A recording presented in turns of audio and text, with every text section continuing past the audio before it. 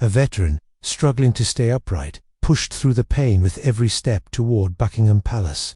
His medals shone, each one a symbol of courage and sacrifice. The royal guard stood firm, eyes locked on him, unmoving. But when the veteran's legs finally gave out, everything changed. In that moment, protocol was broken, and what happened next brought the entire crowd to a silent standstill. Here's how it unfolded. Before we begin, let us know in the comments where you're watching from, and don't forget to subscribe to our channel.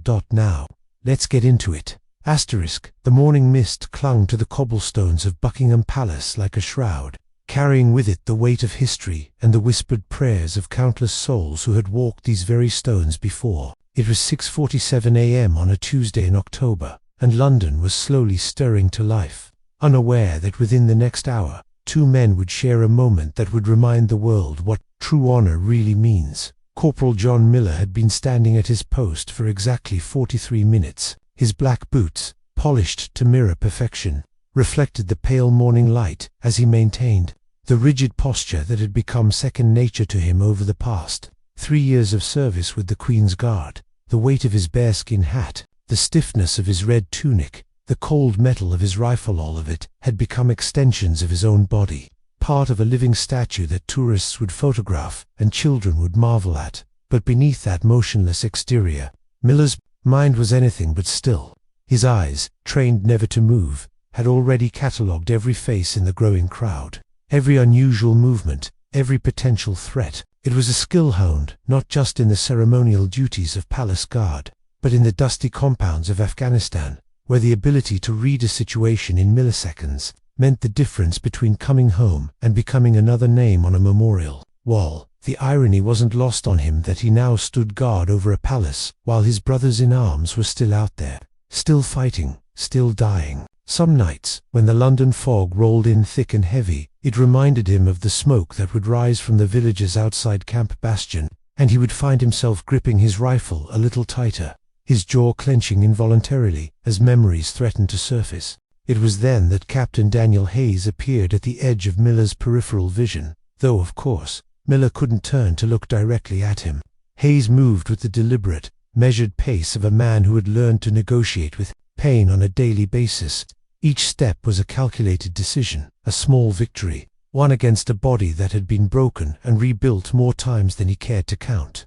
The medals on Hayes' chest caught the morning light with every labored step forward. The Distinguished Service Order, the Military Cross, the Afghanistan Campaign Medal, each one a story, each one a memory, both treasured and haunted. He had polished them the night before, as he did every Sunday morning before his weekly pilgrimage to this place, not because he sought recognition or sympathy, but because these small pieces of metal represented the men who hadn't made it home, and they deserved to shine. Hayes had been making this journey for 8 months now, ever since his physical therapy had progressed to the point where he could walk the 3 miles from his flat in Pimlico to the palace gates. His wife Margaret had initially protested, worried about his legs, worried about his pride, worried about what would happen if he fell. But Hayes had been insistent. "I need to do this, love," he had told her, and something in his voice had made her understand that this wasn't about stubbornness or machismo, it was about survival. The blast that had changed everything had happened on a Tuesday morning, much like this one. Hayes had been leading a patrol through a village in Helmand Province when the world exploded around him.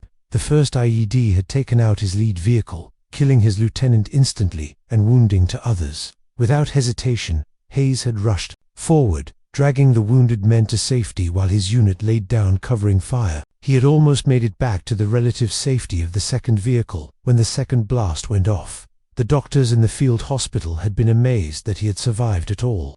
Shattered femur, destroyed knee, massive internal bleeding. List of injuries read like a medical textbook.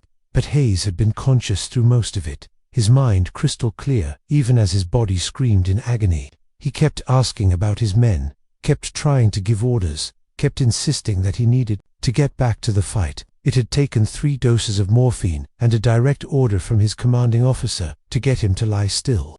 The rehabilitation had been a different kind of war entirely. Months of physical therapy, countless hours of learning to walk again, the slow and painful process of accepting that his body would never be the same. But perhaps the hardest part had been the silence. After 30 years of military service, after decades of command, responsibility, and constant action, Hayes found himself adrift in a world that seemed to move too slowly and too quietly. It was his eldest son, Michael, who had suggested the walks. "Dad, you need a mission," he had said during one of their increasingly awkward visits. "Something to give you purpose." And so Hayes had chosen Buckingham Palace, not just because it was within walking distance, but because it represented something larger than himself: duty, service, the continuity of the institutions he had spent his life defending. Now, as he approached the halfway point of his journey, Hayes could feel the familiar burning in his legs, the signal that his body was approaching its limits. But he pushed forward, as he had every Sunday for the past 8 months, driven by a determination that had nothing to do with physical strength and everything to do with the promises he had made to the men who hadn't made it home. Miller, still standing at rigid attention, had been watching Hayes approach with growing concern. There was something different about the Veterans Gate today, something that suggested he was pushing himself harder than usual.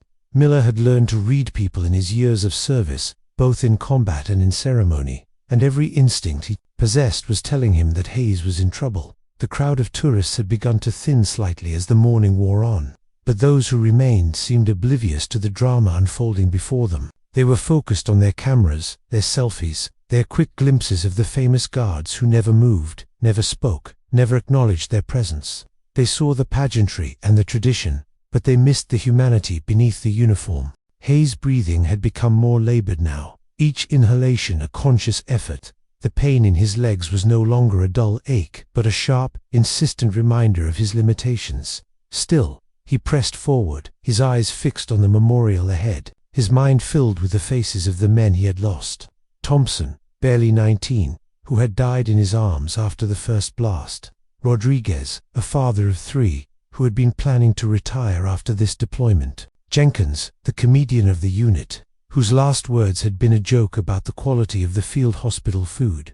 Miller's training had taught him to remain motionless, regardless of circumstances, to maintain his post, no matter what happened around him. But his experience in Afghanistan had taught him something else entirely: when to break the rules, when to act, when to choose humanity over protocol. And as he watched Hayes struggle forward, something deep inside him recognized a kindred spirit, a fellow warrior who refused to surrender to his circumstances. The first sign of real trouble came when Hayes' left leg began to tremble. It started as a barely perceptible shake, but Miller's trained eye caught it immediately.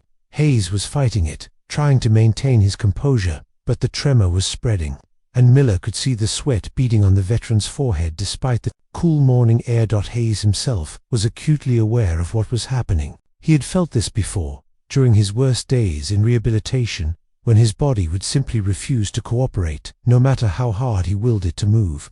The doctors had explained it to him: nerve damage, muscle fatigue, the inevitable consequence of the trauma his body had endured. But knowing the medical reasons didn't make it any easier to accept, and it certainly didn't make it any less humiliating when it happened in public. The tourists were beginning to notice now. A few cameras turned in Hayes' direction, more out of curiosity than concern. An elderly woman whispered something to her companion, pointing discreetly at the struggling veteran. A young man with a backpack paused his conversation to watch, his expression shifting from mild interest to genuine worry. Miller's internal conflict was reaching a breaking point. Every fiber of his military training screamed at him to maintain his position, to trust in the system, to let others handle the situation. But his combat experience whispered something different: that sometimes the greatest act of courage was knowing when to break the rules, when to choose immediate action over proper procedure. Hayes had made it another 20 yards, when his right leg buckled completely. For a moment, he managed to catch himself, his cane taking the full weight of his body as he fought to regain his balance. The crowd gasped collectively, a sound that seemed to echo off the palace walls. Several people stepped forward, but no one quite knew what to do, how to help, whether their assistance would be welcome or seen as pity. It was in that moment of collective uncertainty that Hayes' cane slipped on the smooth stone, and gravity finally claimed its victory. He fell forward, his body unable to compensate, his hands reaching out instinctively to break his fall. Time seemed to slow as he pitched toward the unforgiving pavement, his medals catching the light one last time before Miller moved. The decision was instantaneous, born not from conscious thought but from something deeper, the same instinct that had made him cover a wounded comrade under fire, the same reflex that had driven him to charge an enemy position to save his unit. In one fluid motion, he broke formation, stepped forward, and caught Hayes before he could hit the ground. The crowd erupted in surprised murmurs, cameras flashed, someone shouted, but Miller heard none of it. His entire focus was on the man in his arms, this stranger who was somehow not a stranger at all, this veteran whose struggle he recognized as his own. "Steady, sir," Miller said quietly, his voice carrying the calm authority of someone who had faced far worse crises than this. "I've got you." Hayes looked up into Miller's face, and for a moment, the years fell away. He saw not a young guardsman but a fellow soldier, someone who understood the weight of duty and the cost of service. The pride that had driven him to make this journey every Sunday, the same pride that had made him hesitate to accept help, suddenly seemed less important than the simple human connection he saw in the younger man's eyes. "Thank you," Corporal Hayes managed, his voice hoarse with emotion and exhaustion. Miller helped Hayes to a nearby bench, his movements careful and respectful.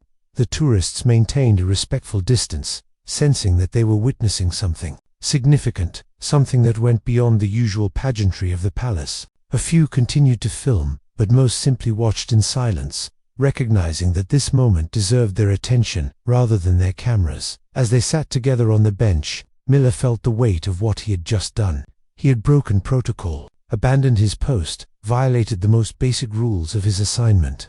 But looking at Hayes, seeing the gratitude and recognition in the older man's eyes, he knew he had made the right choice. Some things were more important than regulations, more sacred than procedure. "Afghanistan?" Miller asked quietly, the question carrying layers of meaning that only another veteran would understand. Hayes nodded slowly, his hand unconsciously moving to his damaged leg. "Helmand 09 IED, took my lieutenant, tried to drag him clear. The second blast, ... Well, you can guess the rest." Miller's expression didn't change, but something shifted in his eyes. "I was there, 12 Queen's Company. We heard about your patrol, what you did for your men." The recognition hit Hayes like a physical blow. This young man, this guardian of ceremony and tradition, had been part of the same conflict, had walked the same dust-choked roads, had faced the same enemy. They were connected not just by uniform and service, but by shared experience, by the invisible bonds that linked all who had served in that distant, dangerous place. The silence that followed was comfortable, the kind that existed between men who had been tested in the crucible of war and emerged, changed but not broken. Miller found himself thinking about his own journey home, the long nights when the sounds of London traffic morphed into the rumble of armored vehicles, the moments when a backfiring car would send him diving for cover that wasn't there. Hayes, meanwhile, was studying Miller's face, seeing beneath the ceremonial composure to the man. Underneath, he recognized the signs, the slight tension around the eyes, the way the younger man's jaw tightened when he thought no one was looking, the careful control that spoke of someone who had learned to manage his own demons. The nightmares ever... "Stop," Hayes asked, his voice barely above a whisper. Miller considered the question carefully. "They change," he said finally. "They don't control you the same way after a while, but they never really go away." It was an honest answer, more honest than Hayes had expected. The doctors, the therapists, the well-meaning friends and family, all wanted to believe that there was some magic moment when everything would go back to normal, when the war would stop echoing in quiet moments and unexpected sounds. But Hayes knew better, and apparently, so did Miller. "Your commanding officer's going to have questions," Hayes said, nodding toward the guard post that Miller had abandoned. Miller shrugged slightly. "Let him. Some things are worth the paperwork." The simple statement carried profound weight. In those few words, Miller had articulated something that Hayes had been struggling to understand for months, that honor wasn't about following rules blindly, but about knowing when to break them for something greater. That duty wasn't just about standing at attention, but about standing up when it mattered most. The crowd had begun to disperse, but not before several people had captured the moment on their phones. Within hours, the video would be circulating on social media, picking up momentum as it spread across platforms. The image of the guardsman, breaking formation to help a fellow veteran, would resonate with millions, becoming a symbol of something larger than either man could have imagined. But for now, they sat in relative peace. two soldiers sharing a moment of understanding that transcended rank and generation. Miller found himself thinking about his own father, who had served in the Falklands and had never spoken about it. He wondered if there had been moments like this in his father's life, moments when the weight of service had been too much to bear. Alone. Hayes, meanwhile, was experiencing something he hadn't felt in months, his sense of connection, of being understood without having to explain. Margaret tried her best, and his children were supportive, but they couldn't truly comprehend what he had experienced, what he carried with him every day. This young man, this stranger who had risked his career to help him, understood without words. "You married?" Hayes asked, surprising himself with the question. Miller nodded. "Sarah, 2 years next month. She's a teacher, primary school. She'll worry about you every day," Miller admitted. "She pretends not to, but I catch her watching me sometimes, waiting for me to break, I think." Hayes smiled sadly. "They all do that. My Margaret, she's been walking on eggshells for months, afraid if she says the wrong thing, I'll fall apart completely. Will you?" The question hung in the air between them, honest and direct. Hayes considered it seriously, as he had many times. During his darkest moments, "Some days I think I might, but then I remembered that they're counting on me not to. The men who didn't make it home, my family, even strangers like you. We're all connected, whether we know it or not." Miller's replacement had arrived and was waiting at a respectful distance, clearly unsure about how to handle the situation. Miller noticed him but made no move to leave.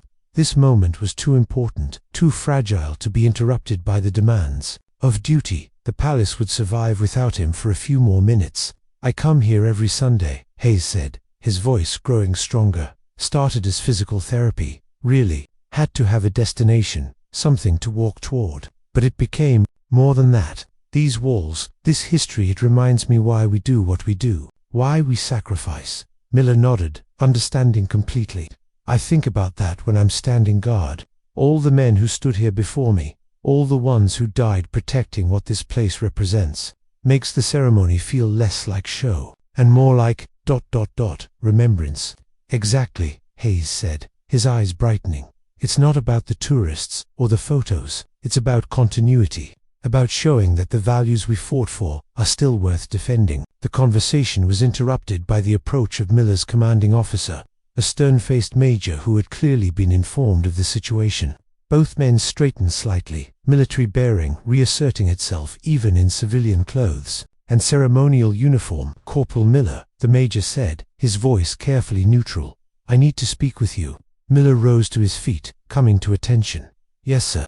But before he could take a step, Hayes struggled to his feet as well, his cane supporting him, but his posture unmistakably military. "Major, if I may." The corporal's actions were exemplary. He saw a fellow veteran in distress and responded appropriately. Any disciplinary action would be. He paused, searching for the right words. Inconsistent with the values this institution is meant to represent." The major studied both men for a long moment, his expression unreadable. Finally, he nodded slowly. "Corporal Miller, return to your duties. We'll discuss this matter later." As Miller prepared to leave, Hayes reached out and gripped his shoulder. "Thank you," he said simply, "not just for catching me, but for reminding me what honor really looks like." Miller met his eyes steadily. "Thank you, sir, for showing me that standing guard isn't just about standing still." They shook hands, a gesture that somehow carried more weight than any medal or commendation. Two men, separated by age and rank, but united by service and sacrifice, sharing a moment of mutual respect that would stay with them both forever. The story might have ended there, with Miller returning to his post and Hayes continuing his journey home, but the video had already begun its viral spread, and within days, the simple act of one soldier helping another had captured the imagination of millions. The army, rather than punishing Miller for his breach of protocol, found itself facing a public relations opportunity that money couldn't buy. The ceremony 3 weeks later was small but significant.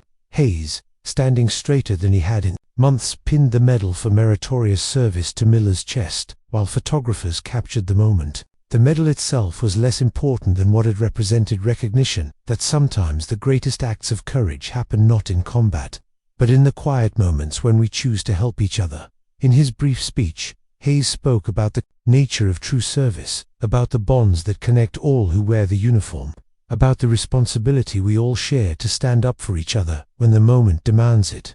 Miller, characteristically, said little, but his presence spoke volumes. About the kind of man he was, someone who understood that duty meant more than following orders, that honor required action as well as intention. The months that followed saw Hayes continue his Sunday walks, but now with a new purpose. He had become something of a local celebrity, and people would stop to talk with him, to thank him for his service, to share their own stories of family members who had served. He found himself becoming an unofficial counselor, helping other veterans navigate the challenging transition from military to civilian life. Miller returned to his post with a new understanding of what it meant to stand guard. He still maintained the same rigid posture, the same unwavering attention to duty, but now he carried with him the knowledge that true service sometimes required breaking the rules, stepping out of line, choosing compassion over protocol. The bench where they had sat that October morning became an unofficial memorial, a place where people would leave flowers, small tokens of respect, handwritten notes of gratitude. Neither man had intended to create a monument, but their simple act of human connection had touched something deep in the public consciousness, a reminder that heroism comes in many forms. Years later, when both men looked back on that morning, they would remember not the media attention or the public recognition, but the moment of understanding that had passed between them. In a world that often seemed divided by differences of opinion, background and belief, they had found common ground in service, in sacrifice, in the simple recognition that we are all connected by our shared humanity. The story of the Royal Guard, who helped a struggling veteran stand tall again, became more than just a feel-good news story. It became a reminder that honor isn't about grand gestures or public recognition, but about the quiet moments when we choose to help each other, when we recognize that our strength comes not from standing alone, but from standing together. In the end, both men understood that they had received more than they had given. Hayes had rediscovered his sense of purpose, his connection to a larger community of veterans and supporters. Miller had learned that true courage sometimes meant stepping out of formation, that the greatest act of service might be the one that breaks the rules but serves a higher purpose. And in a world that often seemed to have lost its way, their story reminded everyone who heard it that there were still men and women willing to stand guard, willing to help each other up when they fell, willing to choose honor over convenience, duty over comfort, service over self. It was a lesson written not in regulations or policy manuals, but in the simple act of one human being helping another, one soldier recognizing another, one moment of compassion that illuminated the better angels of our nature.